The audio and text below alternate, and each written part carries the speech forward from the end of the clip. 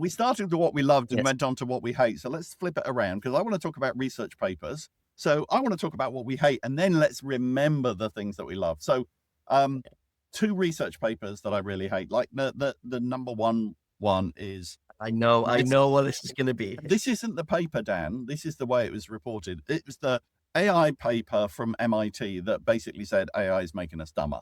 It was called Your Brain on ChatGPT, Accumulation of Cognitive Debt When Using an AI System for Essay Writing Task, which And I is, can see images that they use on LinkedIn as well. You had brains on fire in, didn't you? and that's of course why a journalist wrote AI is making us dumber. It was a very limited survey. It's not the researchers' fault that the journalists and half of the people I know on LinkedIn went dramatic with it, but it just led us off in the wrong direction a little bit. But maybe I think my nomination for the most hated AI in education research paper this year was one that was a preprint. It was called Managing Academic Integrity in Online Assessments. It came out in June, and it was about how universities could manage the problem of students cheating with AI. And the reason I hate it with a passion, and also hold it up as an example, is whole sections of it were written with ChatGPT. Yeah, And it had, typos. a genuine AI slop infographic in the introduction. So there was this infographic on page 3, which invented completely new words. The words it invented were euphoid, collaborative, penalties, a word that I'm not even sure what it was trying to say, ensurg, and industry. But I think my favorite was that instead of saying professional bodies, it said professional baddies. So good. Oh, that's hilarious. Okay. So that's what Oh I my hated. gosh. I'll tell you about what I loved. There were such good ones, weren't there? Yeah. I'd be hard to pick from all of the ones that have come out. Yeah, I think we've looked at about 90 papers this year, and I've put them all into a document and sharing that with people that ask me. But my number 2, my runner-up for research paper of the year was the What Does Good Teaching Mean in the Age of AI? And it basically kind of challenged that idea of AI won't replace teachers by saying, yeah, but teaching's got to change a little bit.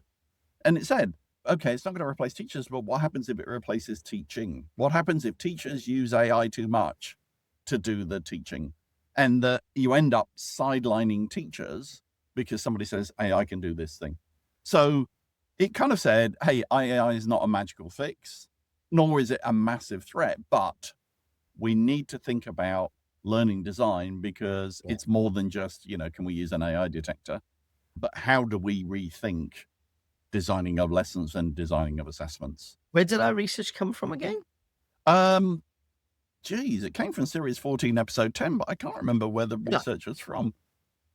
Okay, we'll have a look. We know where it is. I'll put it in the show notes. And it also said critical thinking is more important than ever. And I talk about that all the time. It's like when AI can do certain things of your job, what can you do? Like ask really good questions. So that's good. And then I think my number 1 paper of the year, we talked about it in October as well. Heads we win, tails you lose. So Mark Bassett from Charles Sturt University, it was the AI detector paper of all papers that basically says what we said on nearly every episode last year, which was AI detectors don't work. But my word, stop killing it once it's dead. By the time you get to page 20 and you're convinced that AI detectors don't work, it then hammers at home. So this is the paper to share with your colleagues. It comes out from Mark Bassett and researchers from 6 other universities. And it isn't just AI detectors don't work. It's evidence piece after evidence piece after evidence piece about why you shouldn't use it. I love the fact it's written in plain English rather than academic ease. And it introduces the ideas, it reminds us this is all probabilistic. It's making guesses. And so it's the paper to share. I think there's too many people still thinking that AI detectors might work. I've seen a resurgence on LinkedIn in the last couple of days. There's a nice bit that you pulled out here. It says, unverifiable probabilistic assessments actually means total guess. Yeah. That's so good.